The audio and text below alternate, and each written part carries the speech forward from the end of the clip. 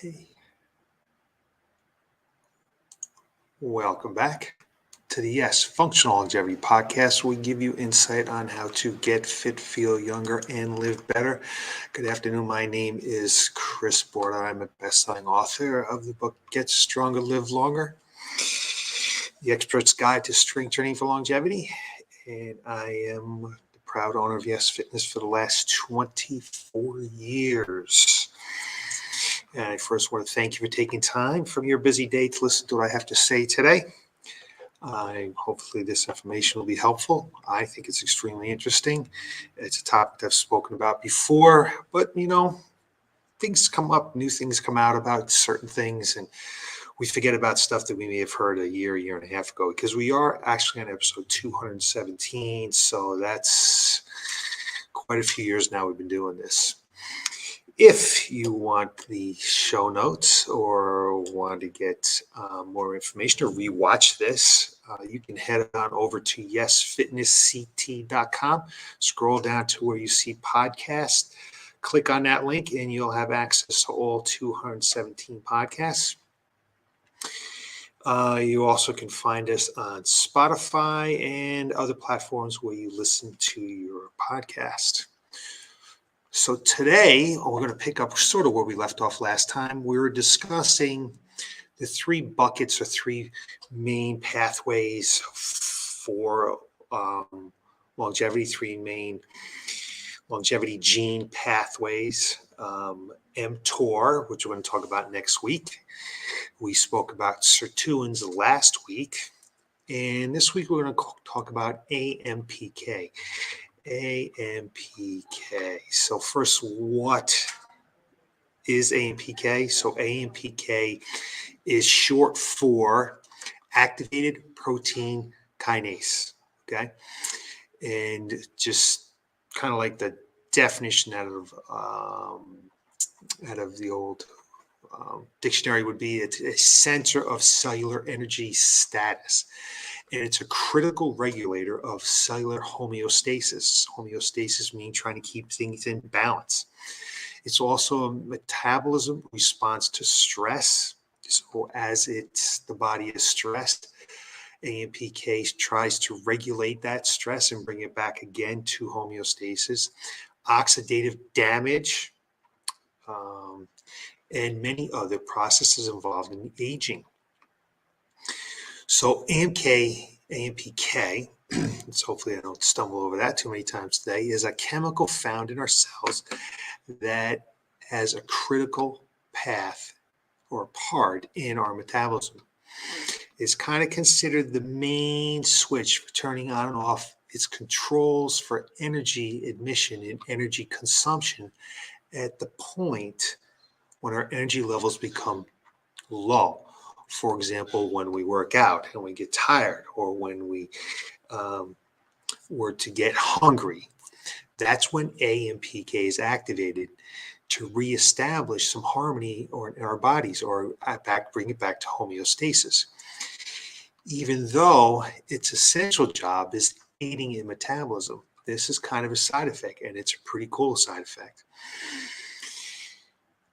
And it's turning out that AMPK has significantly more advantages at the cellular level and at aging than it really does kind of at the metabolism, with the metabolism. It's because AMPK is known for helping in longevity, since activating AMPK diminishes large numbers of side effects that are related to aging. And it also acts to regulate different cellular processes in our bodies and influences various longevity pathways. So kind of what does all this mean? Well, let me kind of simplify AMPK for you. It has great benefits in the body. It increases your metabolism. It lowers triglyceride levels, which we know can contribute to the risk of developing heart disease. And it helps with the production of antioxidants to fight free radicals, which are the components that could cause harm if they become at high levels or too high levels in our bodies. We're going to talk about free radicals next time a little bit more, but it's okay. When we exercise, we create free radicals, and it creates this hormetic effect where the body has to protect itself a little bit. And it has to hunker down. So we want to have some free radicals, but AMPK helps to fight those free radicals. So it's actually a good thing. And it decreases inflammation and increased blood circulation, and even reduces insulin resistance and helps maintain healthy blood sugar levels, which are critical for longevity. And we'll get into that a little bit more in a minute. So, excuse me, AMPK is a protein that's activated by exercise, fasting, caloric restriction, and some medications. It's again telling the body that it needs to defend itself. When you exercise, it does that. When we fast, we have some kind of caloric restriction, it does that. And there are actually some medications that trick the body into thinking that it's low on energy and that it needs to hunker down and protect itself. So it's an enzyme. AMPK is an enzyme that regulates the metabolic pathways in the body. And AMPK has been shown to have a positive effect on longevity and aging. But how does it do that? Well, AMPK activation leads to an increase in the production of ATP. And ATP is an important energy molecule found in all forms of life. Without AMPK, we would not survive. We would have no energy. We couldn't form a thought or move a muscle without AMPK. So the production of AMPK is critical to living. It keeps our nerves firing and our hearts beating. It's our body's energy currency. It is the main energy currency, not only in our cells, but in all forms in life on this planet. So we can see how important AMPK production is. We want to activate that so that it leads to an increased production of ATP.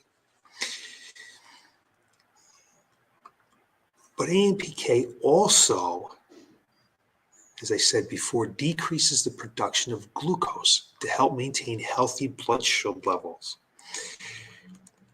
And AMPK activation also leads to the increase of autophagy. So autophagy is a process by which cells recycle their own components. This process helps cells maintain their health and function during periods of starvation and low energy consumption. Autophagy is just like the cleaning out of the cell. We want that process to be as efficient as possible.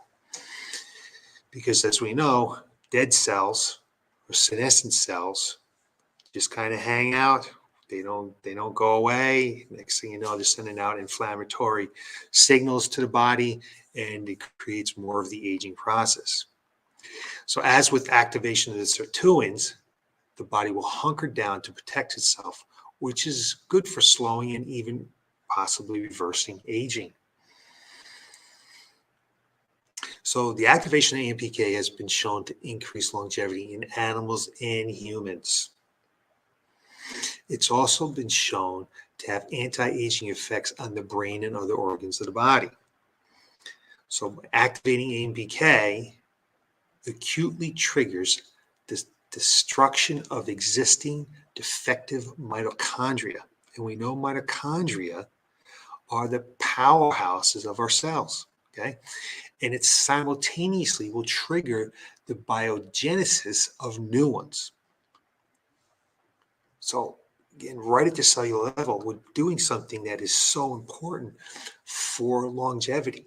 We want to have as many mitochondria as we can, as we want, as we possibly can have, okay, in our cells for energy to activate the sirtuins we talked about last week, which will help keep the body living longer. So with exercise, AMP is activated in intense dependent manner, such that its activated is usually observed acutely and exercise intensity is above 60% of maximum aerobic capacity. So you're breathing heavy, you're working hard. AMPK, what it does is it senses how much energy we have in our body, and if we're low on energy, then it'll try to make more. It's actually a healthy thing. So you want to try to trick the body into thinking that it's low in energy. You don't actually want to get to low energy, but you can trick your body into thinking it's low energy, whether through exercise, fasting, caloric reduction, and some medications. So like I just said, becoming hungry, okay, will help make your body thinking it's low on energy, and it'll activate AMPK. There's other medications, okay, that will do the same. And it inhibits mitochondria and it lowers the amount of energy that cells producing. So the body goes like, holy crap, we're running out of energy. And it tries to make more, and that's good for you. So right down at the cellular level, we want to try to activate as much AMPK as possible. As I mentioned before, one of the side effects is having better blood sugar levels. So your body becomes what's called insulin sensitive. You know that when you're type 2 diabetic, okay, your body doesn't register that the insulin that the pancreas is putting out, and it just makes more and more and more insulin, and eventually your pancreas gives out. So we don't want that to happen. We don't want the pancreas to continue to overproduce insulin. And with AMPK, we become more insulin sensitive. With exercise, we become more insulin sensitive. Thus, the uptake of sugar, glucose out of your bloodstream and into your muscles. So the problem with that is you have high amounts of sugar in your body, okay? If your pancreas can't keep up with the amount of insulin that the body's producing, all that sugar, all that glucose is in your bloodstream, which will cross-link with proteins and accelerate aging and all sorts of problems,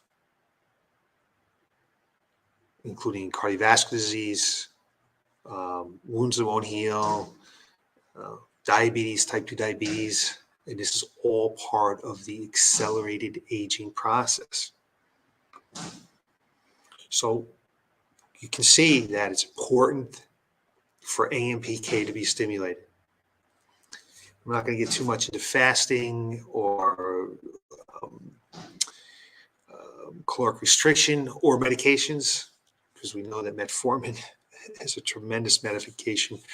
We can't get your hands on unless you're type 2 diabetic, at least in our country. But you can increase it, okay, with exercise. And what type of exercise? Well, AMPK is stimulated by muscle contractions. So, resistance training, lifting weights. You knew I'd come back to this, right? You knew that I'd get all the way back to lifting weights somehow. That's because I think lifting weights is that important. When you do resistance exercises, when you get that muscle pumping, the blood circulating, that muscles contracting, AMPK activates and reduces something that's called 4E-BP1, phosphorylation, and protein synthesis in the human skeletal muscle, which is exactly what we want to have happen. Without knowing all the science behind that, that's exactly what you want to have happen. So you need to lift some weights. We talk about lifting weights so that we don't become frail as we age, and we be able to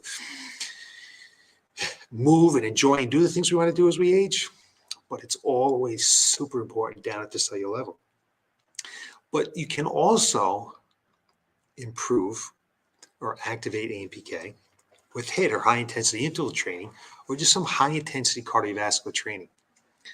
Even short bouts that cause hypoxia, meaning you're out of breath, and exposures to toxins that inhibit mitochondrial respiration chain complex, which is what happens when you have hypoxia, is good to activate AMPK. So we already know it is well established that acute exercise is associated with substantial improvement in insulin sensitivity. The single bout of moderate intensity exercise can increase glucose uptake by 40%. And that's what we're looking for. That's one of the keys to AMPK, is to get that glucose out of the body, out of the bloodstream and into the muscles. So we don't want it to sit there.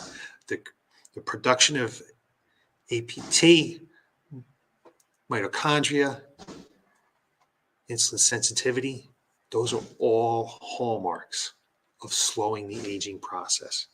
And AMPK does that. So that's the book on AMPK. Simple way. Hopefully you understand it. If you don't, just understand this. You want to lift weights to help slow and reduce the aging process at the cellular level. You want to do some high intensity, maybe some HIIT training, even short bouts to help activate AMPK and to slow the aging process. 2 forms of exercise. We should be doing them all anyway, right? We talk about like the 3 buckets of exercise that we're looking for sure. Maybe it's even more than 3 buckets. We want to be doing some long cardio work. We want to help with our insulin sensitivity. That's what we try to do after we take a walk. We take a walk after we eat. We want to do some high intensity interval training, again for AMPK, to activate the Sirtuins, to improve aerobic capacity. Those people have high aerobic capacity have a tendency to live longer, and we want to do some strength training to be nice and strong. Strength training a couple times a week, anaerobic type work, high intensity work, and then some cardiovascular work. So that's it for today. I hope this is helpful for you. If you have any questions, get a hold of me, and I'd be more than happy to help you with it. Next week, we're going to button this 3-part series up where we're going to talk about mTOR and kind of put it all together for you.